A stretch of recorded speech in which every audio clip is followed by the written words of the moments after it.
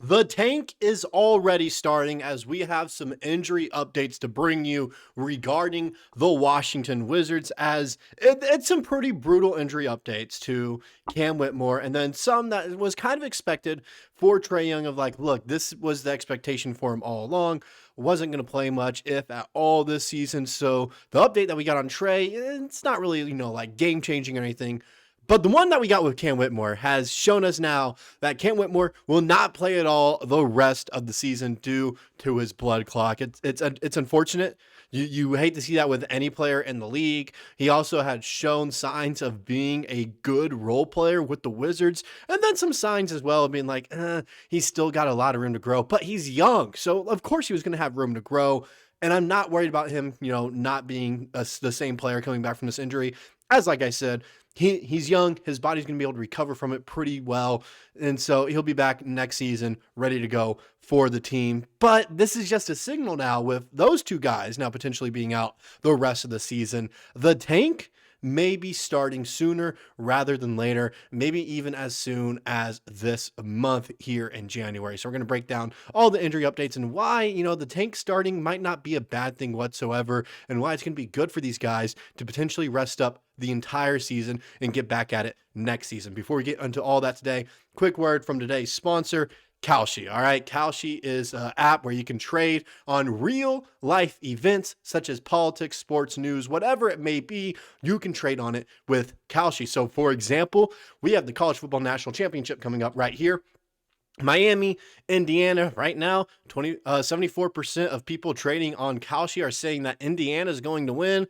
Hey, I'd put my money on Indiana to win too. All right. They look pretty dominant. And so go ahead, trade on this game right here and try to win yourself some money. It's just like stocks, guys. Just like stocks. Go ahead, use our code DIGESTNBA, DIGESTNBA on Kalshi to get $20 when you trade $100. Like I said, DIGESTNBA. Go ahead, download and use Kalshi today. Now, with that out of the way, let's go ahead, get and talk about these trade updates and why it's not really I say trade, injury updates, why it's not really like the end of the world for some of these guys and the rest of the team. So like we mentioned, Cam Whitmore, he has started the recovery process for a diagnosed venous condition and will miss the remainder of the 2025-26 season. The team will provide additional updates as appropriate. So it's just one of those things where like next season, he'll be good to go. He also tweeted out saying, like with the people who are worrying about him not being the same player coming back, he was like, I'm young. You got to keep that in mind. I'll be good to go next season. And, my time is going to be in Washington. I'm planning on staying there for a long time. He said that on Twitter. You can go ahead, check out his account, him saying that. But it's not just Cam Whitmore that has an injury either. It's not just him, all right?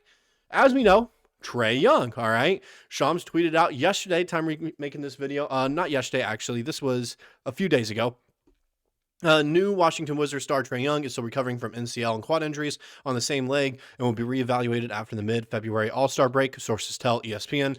The Wizards are taking a cautious approach with injuries to their new trade acquisition, which, when you get a new guy, a superstar like Trae Young, a guy when he's healthy and on it, he's a top 25 player in the NBA and arguably a top 5 guard in the league. You want to be cautious with him. You want to make sure that he's healthy and ready to go for you before you put him out on the court and maybe potentially injure something else. So it makes sense. But there's also some other external reasons that we talked about in the previous video that I'll bring up in today's video as well. Just go back and hash it again a little bit. The Wizards owe a top 8 protected pick in the 2026 draft to the New York Knicks. For years, the Wizards have obsessed over keeping their first round pick, which is no guarantee because of that obligation. And because the 26 draft appears to be loaded with high-level prospects, the Wizards have an incentive to lose enough to keep the 26 first, which Washington will do as long as it finishes with one of the 4 worst records in the league at the end of the season. The lowest a team with the 4th worst record can finish in the NBA draft lottery is 8th, which would allow Washington to retain the first and send second-round picks in 2026 and 2027 to the Knicks to complete its trade obligation. As we know, bottom 4, you secure the pick. That's awesome.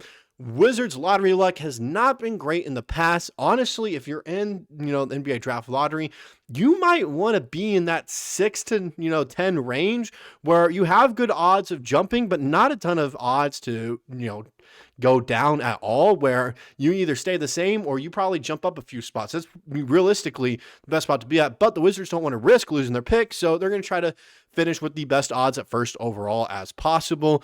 maybe even trying to make it where they have the worst record in the NBA, which would not surprise me one bit. A little bit more in this article that talks about a situation last season with the Toronto Raptors. Their approach with Brandon Ingram last season could provide a roadmap for the Wizards to follow with Young in the weeks ahead and months ahead. Ingram suffered an ankle sprain on December 7th, 2024, and missed the rest of the season, including games that occurred after the New Orleans Pelicans traded him to the Raptors on February 6, 2025. Toronto ended the season with a 30-52 record in their draft lottery and came away with the 9th pick in the draft. The Wizards could do something very similar. This is all from Joshua Robbins over at The Athletic. Check out his work. Does some great stuff over there. So, like I said, realistically, the Wizards are not going to play Trae Young much, if at all. They want to lose. If they're going to play him, it's probably going to be against the contenders to see how he fits in with this squad against good and elite talent, like playing against the Pistons, playing against the Thunder. He might play a game against the Hawks as well, just because it's the Hawks, and he probably wants to play against them. Teams like that. The Knicks, he might play a game against the Knicks, that kind of stuff, all right? Those are the teams that you probably see Trae Young play against. You're not going to see him play against the Sacramento Kings. You're not going to see him play against the Indiana Pacers. You're not going to see him play against the Brooklyn Nets even, because they got to lose those games to jump up in the lottery, because if they lose those teams then decrease their odds at first overall, and they jump down in the lottery standings. They go down, whereas the Wizards, they jump up. Tonight they play the Kings. I'm making this video right now. The Wizards have a better record, or a worse record, than the Kings.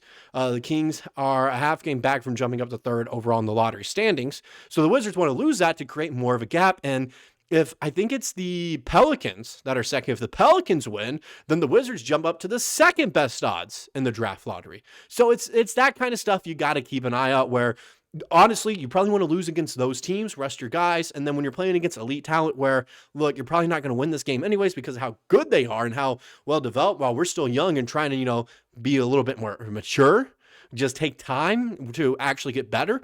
That's when you play your guys. When it's like, look, if we win, oh my goodness, that sends a message where, like, look, they're almost here and ready to go. But if they lose, it's kind of expected and not the end of the world, as, like I said, only increases your draft lottery position. And as I'm speaking to that right here, let's go ahead and, oops, wrong one for you guys. This one right here, all right? Right now, the Wizards, they currently have the third best odds at first overall. They have a 12.7% chance to go third, 13.4% for second, 14% chance at first, 12% for fourth. You add all that up, it's a little bit over 50% chance that they finish with a top 4 pick. A little bit over 50% chance. My math isn't great at all, so I'm not going to try to do it on the fly for you guys right there. But it's it's a little bit above 50. Then you have the 14.8% chance for fifth, which honestly in this draft getting a top 5 pick is not bad at all, which then is almost 60%. All right. I can do this math right here. That is 63% chance, I think. Yes, 63. I'm doing the math in my head. 63% chance that they end up with a top 5 pick. Be awesome. All right. There is that 33% chance that they finish 6th or 7th overall in the draft lottery standings, which does suck. But I'd take the 50% chance to be in the top 4 and, 63% chance to be top 5 and, deal with, like, look, it's a 1 in 3 chance if they fall to 6th or 7th right there. Oh, so be it. So what? But I have faith that maybe they can finish with the worst record right there, where you secure a top 5 pick and then, a 40% chance to be top 3, something like that, almost around there. If not, it's at, 40%. So like I said, finish with the worst record, keep losing. These guys resting, it's not the end of the world. All right. It's not. It's kind of part of the plan. We knew this team was going to go into ultra tank mode and let Tristan Vukcevic start and play 34 minutes a game at some point. It was just a matter of when. With these injury updates happening, though, Bilal Coulibaly also now has lower back tightness, where he's already flown back to Washington to get worked on. So he won't play against the Kings or the Nuggets during this West Coast trip. So right there, boom. You're not going to see Bilal Coulibaly. Maybe he rests for an extended period of time. Maybe you see Alex Sarr start to rest after the All-Star break. Keyshawn George, those guys. Maybe even Tre Johnson. Those guys are probably going to also start resting at some point, so this team can lose games and increase their draft position. Just the Cam Whitmore and Trae Young injury updates was kind of the signal that, look, the tank is starting. That's what it is, all right? That's all I got for this video. Let me know what you guys personally think in the comment section below. See you guys in the next one. Peace.